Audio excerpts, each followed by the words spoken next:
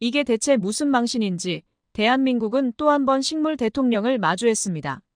결국 일이 터지고야 말았죠. 민주당이 윤석열 육성 녹취록을 공개한 것에 이어 조국 대표는 더 확실한 윤석열의 탄핵 사유를 공개하고 나섰습니다.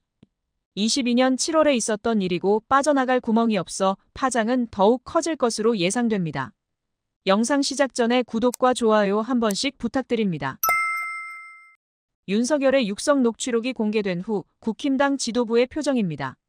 그들은 무슨 생각을 했을까요? 한동훈의 표정은 그럴 줄 알았다인 것 같고 추경호 김재원의 표정은 정당 해산마저 직감한 표정인데요. 오늘도 여전히 공식 입장 없이 한숨만 쉬고 있다고 합니다. 탄핵 전문가 출신이자 윤석열 50년 지기 권성동은 당선인 신분 대화라 탄핵 사유가 안 된다며 수습하려 들었고 홍준표 역시 박근혜, 최순실 국정농단 탄핵 정국을 다시 떠올리며 싫어도 우리가 배출한 대통령이라며 탄핵만은 막고 싶은 눈치입니다. 하지만 아무리 발버둥을 친다 해도 그동안 쌓아놓은 업보가 너무 많아 탄핵 사유는 끝없이 쌓여가고 있습니다. 윤석열 육성 녹취가 공개된 날 조국 대표는 뉴스토마토의 단독 보도를 주목했는데요. 뉴스토마토 익명 제보자에 따르면 명 씨는 2022년 7월 중순 파업이 한창이던 경남 거제시 옥포조선소 대우조선 해양 현장을 찾은 것으로 알려졌습니다. 이때 명태균 씨는 당시 부사장, 상무, 부장과 함께 준비된 버스에 올라 파업 현장을 둘러보며 부사장으로부터 브리핑을 받았고 이후 회사 측이 준비한 설명 자료를 건네받은 명태균 씨는 이를 토대로 당장의 파업을 정돈 못하면 대우조선이 날아갈지도 모른다며 파업의 심각성을 윤석열에게 보고했다는데요. 덧붙여 당시 50일 가까이 파업이 이어지고 있었는데 공교롭게도 명태균 씨의 파업 현장 방문 이후 소극적인 대처로 일관하던 정부 기조가 급작스럽게 바뀌었다고 했습니다. 실제로 같은 시기 윤석열은 불법 파업에 대해 긴급관계장관 회의를 개최했고 공권력 투입을 시사하며 강경 대응을 주문했습니다. 이후 나흘 만에 극적으로 노사 타협은 이뤄졌는데요. 조국 대표는 이 보도를 자신의 페이스북에 인용하면서 이 사실이 확인되면 전형적인 국정농단이고 확실한 윤석열 탄핵 사유가 된다는 소식을 알리기도 했습니다. 조국 대표의 말처럼 이번 사건은 민간인 명태균 씨가 대통령 특사로서 업무 수행을 한 셈이고 박근혜, 최순실이 보여줬듯 이것은 명백한 국정농단인데요. 이처럼 당장 오늘 밤과 내일 사이에 또 어떤 게 터질지 모를 정도로 윤석열 김건희 탄핵 사유는 매일매일 쏟아지고 있습니다. 뉴스타파 봉지욱 기자도 윤석열의 불법 비밀사무소 관련 폭로를 이어가고 있는데요. 11월 1일부터 시작되는 대통령실 국정감사에서 어떤 변명을 늘어놓을지 너무나 기대됩니다. 한편 박진 국가인권위원회 사무총장이 돌연사임하면서 사퇴를 결심하게 된 이유가 안창호 인권위원장 때문이라고 밝혀 논란이 일었는데요. 어제 국감장에서는 혀를 내두를 정도로 망가진 인권위의 현 주소를 목격할 수 있었습니다. 인권위원장님, 이 업무 현황 보고 잘 들었습니다. 이 업무 현황 보고는 인권위원장님께서 책임지시는 자료죠? 일부 내용은 좀 간과된 게 있습니다.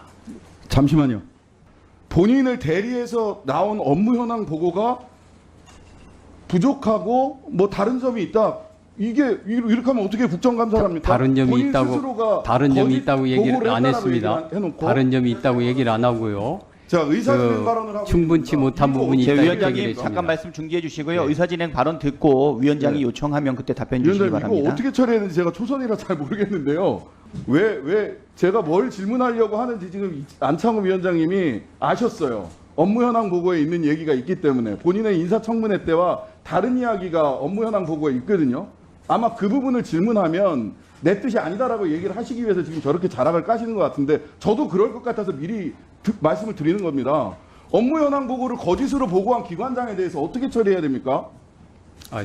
위원장님, 제가 한 말씀 아니, 드리겠습니다. 잠시만요. 방금 말씀드렸는데 네, 저는 뭐 저기 위원장님 바로 따로 여기까지. 시간 드릴게요. 신장식 의원님 어쨌든 의사진행 발언 마무리해 주시기 바랍니다. 이 부분에 대해서는 분명하게 짚고 그다음에 저는 이게 위증의 소지가 있다라고 봅니다.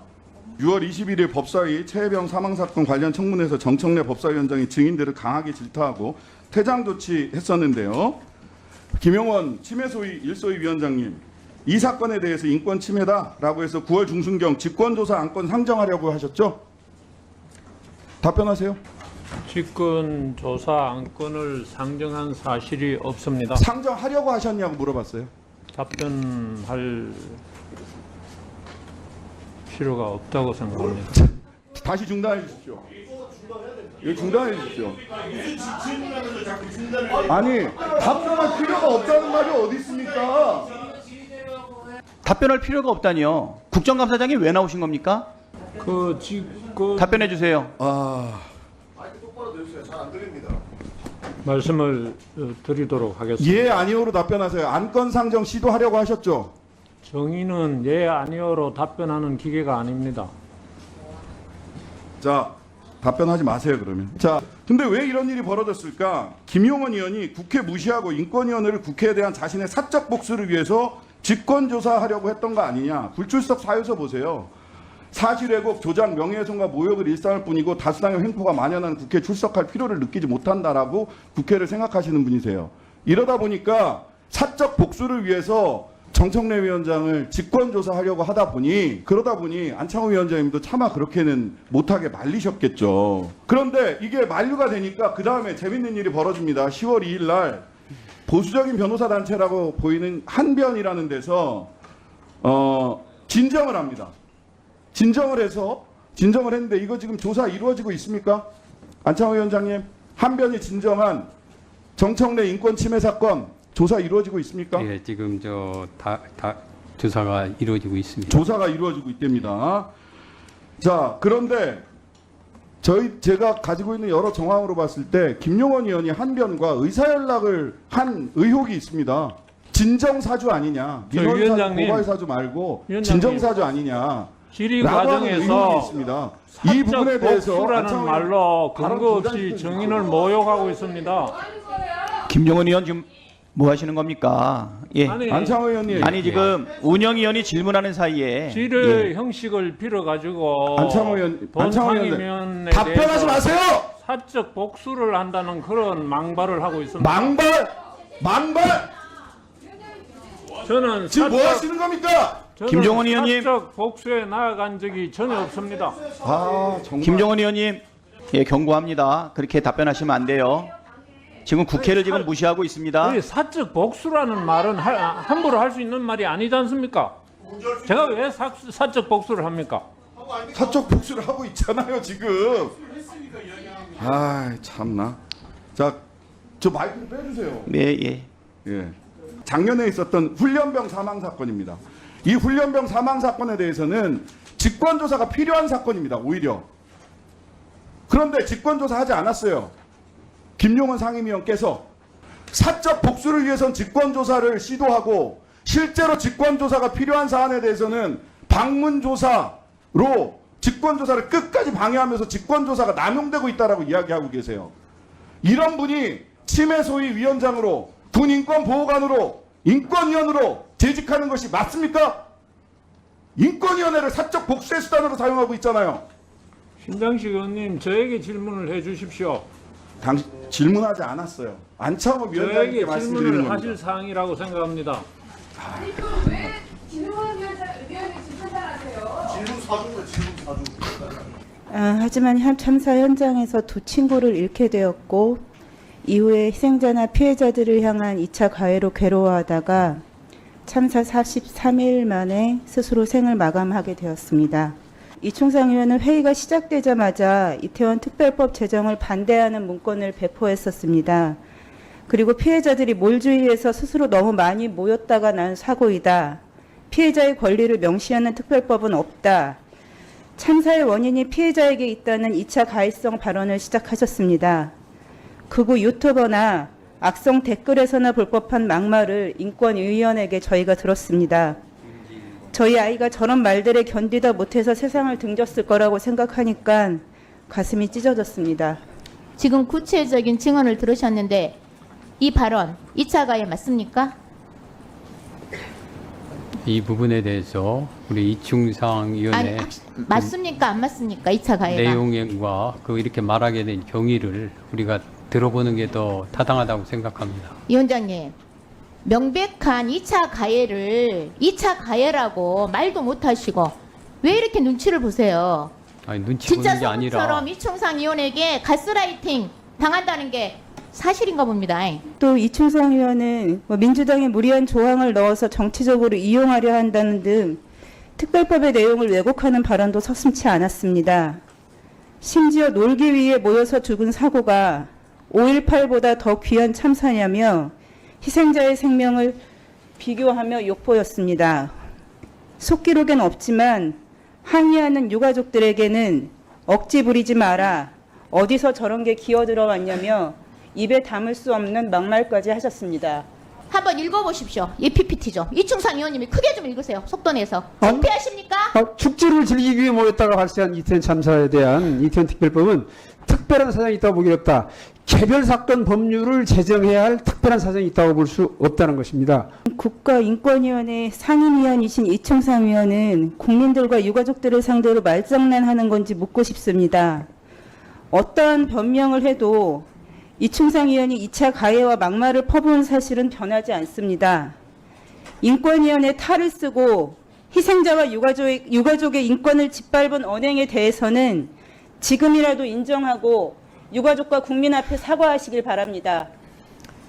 저와 같은 참사 피해자들은 사실 이렇게 사회를 향해서 목소리를 내는 게 쉽지가 않습니다.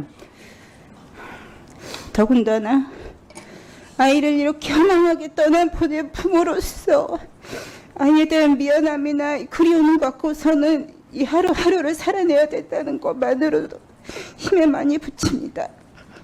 이런 저희들을 향해서 이충상 의원이 한 2차 가해성 발언들은 저희를 더욱 위축되게 만들고 사회로부터 더욱 고립시키게 만듭니다.